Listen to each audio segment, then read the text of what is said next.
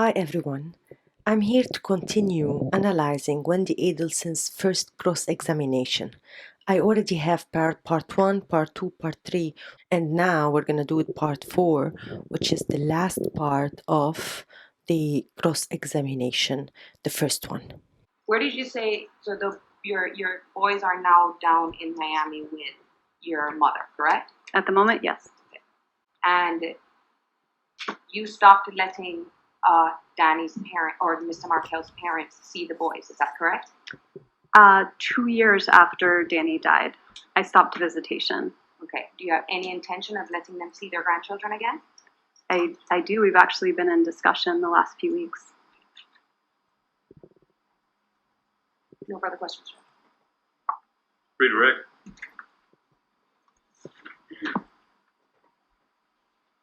How many times have Dan's parents been able to see your boys in the last 5 years? In the last 2 years after they died, they've been able to see them every time they've asked to see them. Okay, what about the last 3 years? Since 2016, they have been not.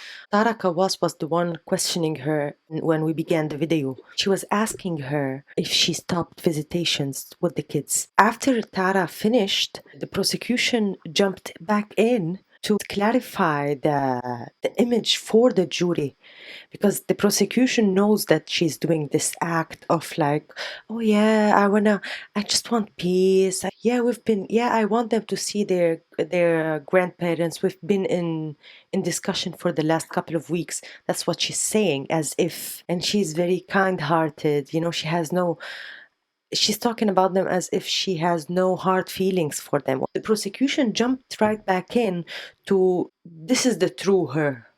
Since 2016, they have not been permitted to see the boys. They have not been permitted That's right. by you. By me, yes. Right, and that's not through lack of trying on their part. No, that's because of what they did. Okay, but they want to see those boys, don't They they? very much want to see the boys. All right. So basically, the prosecution came right back in to clarify for the jury that the reason that the kids are not seeing their grandparents is because she is not permitting them to see the grandparents. Because when she was talking to Taraka she made it feel like as if everyone's busy in their life. It could be from their side, from the grandparents' side. Prosecution jumped to be the voice of the grandparents and be like, you're not permitted. She had a tone saying not permitted. They have not been permitted. Kind of sarcastic, like not permitted by you, so they want to see the kids. Remember you saying this, and one of the jurors had a question about you, and why have Mr. Markel's parents not been allowed to see the grandchildren?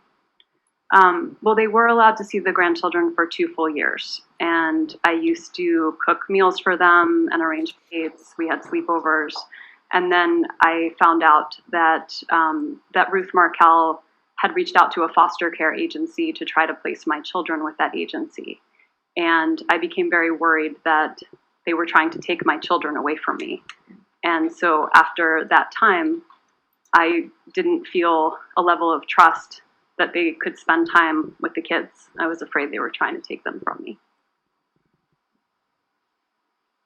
Okay. Follow up, Ms.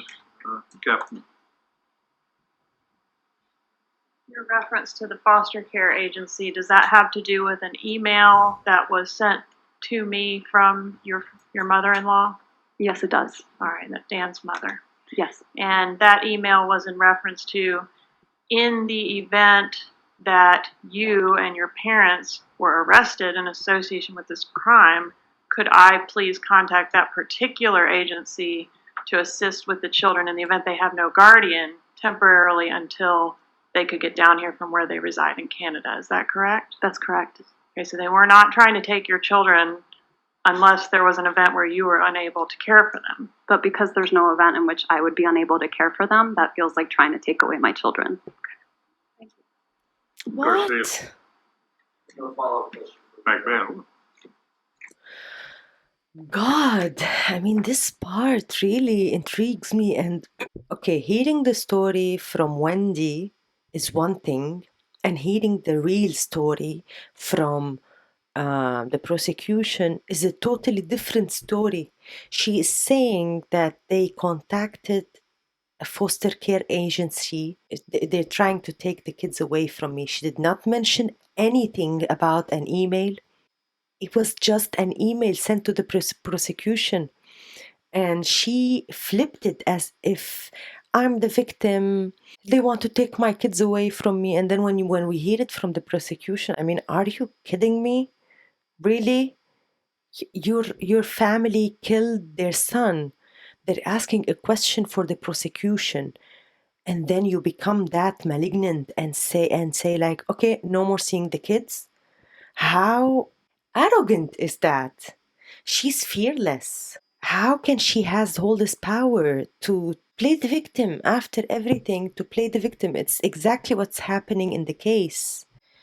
She manipulates everything around her to happen the way she wants it to happen. And then she says, well, I'm the victim. They want to take my kids away from me. Seriously? McManus, Get me out of one brief moment, here. Your Honor. Hold on a second, Miss Adelson. What? Under subpoena, Your You Honor. remain under their subpoena. Okay, so now the cross-examination, the second one. And you also had a job opportunity at Florida State, is that right? That's right. What was that job? I worked at the FSC Center for Human Rights, and at first I was a staff attorney. I used to represent victims of violent crime, asylum seekers, and victims of human trafficking. And then I taught various classes at FSC. The irony of it and the hypocrisy of it. She works as an attorney for the victims of the human trafficking, and then on the other side, her brother goes to Philippines and other countries to have illegal relationships with underage girls. It tells you that this Wendi Adelson has like 150 faces. She has a face for each situation in life, a face for each person. If she has values or morals, she doesn't have integrity with these values and morals, because when you are an attorney for victims of human trafficking, that's a very passionate job.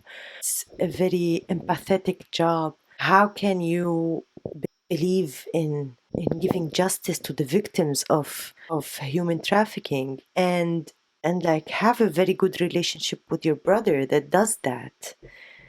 I mean, it's very confusing for me. Maybe I'm overreacting, but it's very confusing for me. When did you meet Dan Markel? And I met I love how she calls him Danny on the stand. She always refers to him as Danny on the stand. What did she used to call him? Gibberish? No, gibbers. And now she's like, Danny and I, as if a love story, you know? And was part of the reason for the separation differing views on how your children should be raised within the Jewish faith? I mean, that's certainly part of it, but not really a central decision. It was more just our relationship overall. I mean, Danny certainly wasn't, we were on different pages when it came to religion, but I wouldn't say that Okay, was. and that's what I'm specifically inquiring about. Was that part of it? So I think your answer is yes, that was part of it. Sure. Okay, but you are both Jewish, correct? Yes, All right, and both of you did agree to raise the children within the Jewish faith? Is we that did. correct? And we Okay, so what were the differences between the two of you on that front? Probably in the observance of keeping kosher. So I don't keep kosher, and Danny did, and that became difficult to do in Tallahassee and difficult to do with differing beliefs around that. Can you explain to the jurors what keeping kosher means? So prosecution asked her if they agreed on raising the kids on the Jewish faith, and she said yes, and that's what we did. But according to the Markels, the Dan Markel, that was not the case. She did not respect the agreement that they had. Whether you believe in the importance of kosher or not, you had an agreement. And I said that in the first cross-examination as well, and I'm saying it again because that's part of her whole game. She'll be like, yeah, we were on different pages of faith. No, it's not that. It's not that. It's you lying about it and you saying that you would keep it kosher and then not doing so. She will do whatever is beneficial for her, no matter what the consequences are. She doesn't give a about the consequences. It's a separation of milk from meat. So you couldn't have a cheeseburger, for example, right? You couldn't have milk with a meat product, and the meat has to be killed. So you couldn't have hamburger, for example. She's trying to tell the jury, like, imagine even a hamburger? Imagine? So the jury could be, oh, even the hamburger, they cannot eat it? What an example. I think we had an opportunity to look at this previously a little bit. I don't have any memory of that. Okay. First time you've ever seen this exhibit? It's the first time I remember. It's very big. Take a look and kind of discuss it. It's very big and I don't have time for that. Look at her, how she looked at her. You want me to familiarize myself with this? I have no time, baby. I drive a minivan.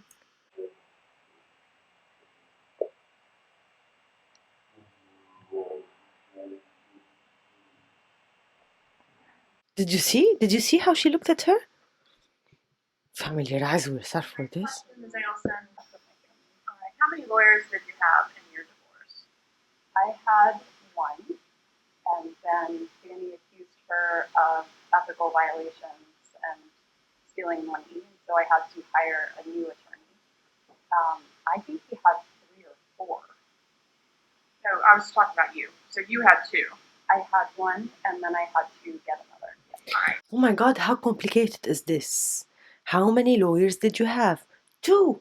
I had 2 lawyers. She had to say, so I had one, and then Dan accused her of stealing money, so I had to hire another one. And I think he had 3 or 4. He had much more than me. He was much more feisty, much more than me. I'm calm. Why did you have to say all of these things? Just say the number. 2. You had 2 lawyers. God, she did not even ask about Dan. Why did she have to say that? The DonnaHarvey@gmail.com is your parents' shared email address. Is that correct? Yes. Okay, but these emails were coming from your mother based on the context. Is that right? Not your dad. I imagine they probably represented both of their feelings. We've been married 51 years, so sometimes They love my each mom other. speaks for my dad. Sometimes your mom speaks for everyone, not only your dad, and not only sometimes, always. You are a copy of your mom. You both pathologically controlling, wanting to everything in your life and around you to be just how you want it to be, the way it is, without even blinking an eye on the consequences on other people. I'm gonna stop for now, and there's approximately 1 hour left for the whole Wendi cross-examination. I'm gonna divide it in other parts coming soon, and maybe actually now I'm thinking maybe I should read the emails that Donna sent to Wendi. These are important to analyze, I think. And if you like this video, please give it a like if you want to. And don't forget to subscribe to my channel if you want to. I hope you like my analysis and my review. See you soon. Bye.